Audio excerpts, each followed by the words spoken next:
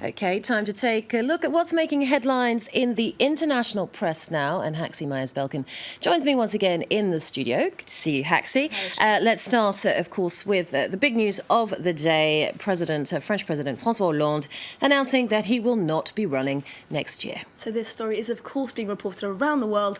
But let's start with this piece in the British centre-right paper, The Times. Its headline reads, Hollande's protégé steps forward after palace coup. And that protégé, as you can see there, is of course Manuel Valls. The Prime Minister, we read here, is expected to be the main beneficiary of his mentor's capitulation. Valls began dropping hints that Hollande should go a while back, but on Sunday he threatened to run against Hollande, a move that would have catastrophically split the socialist vote. Okay, what about the German paper Der Spiegel, what it thinks about Hollande's decision, what it will do to the Socialist Party, rather? So Hollande leaves French Socialists in chaos, reads their headline. We read that the president's announcement makes way for a, quote, murderous primary battle with, you've guessed it, Manuel Valls desperate to win the centre-left nomination.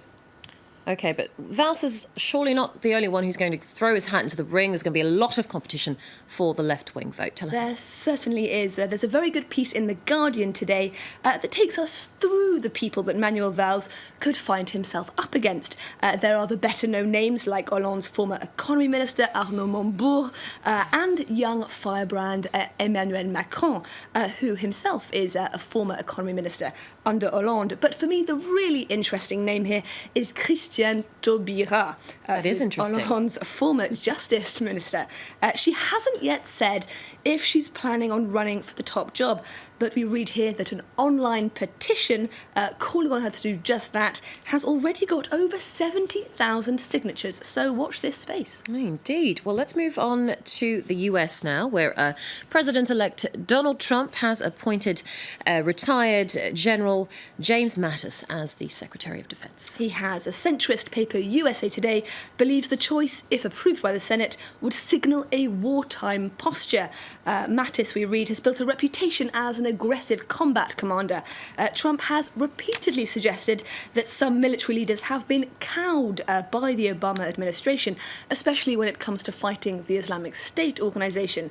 So USA Today sees this latest appointment as an attempt to change that. Okay, you found a piece also in the Wall Street Journal that's looking at something a lot of Trump's cabinet picks have in common. What's that? It's cash, Rochelle. This piece in the Wall Street Journal notes that Donald Trump, who ran a populist campaign, is currently assembling one of the wealthiest administration teams in recent memory.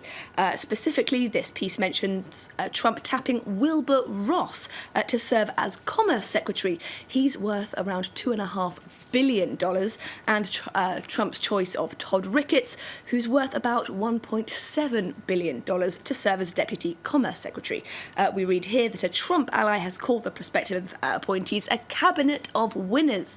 Detractors, meanwhile, are calling Trump's choices hypocrisy at its worst. Ooh, okay, you've picked up on a story also coming out of Indiana where Trump has made one of his first post-election public appearances.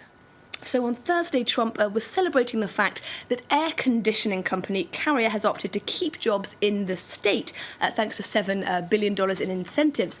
But the amazing thing is that while addressing a crowd of Carrier employees, Trump admitted that he didn't remember promising to keep the jobs in the state until he saw a piece about it in the news, after which he went about securing a compromise with the business. We read here that his behaviour doesn't bode well for, quote, the hundreds of promises Trump has made to many people that will have been taking him seriously. Okay, Haxi, thank you very much for that. Haxi Myers-Belkin there with the International Press Review.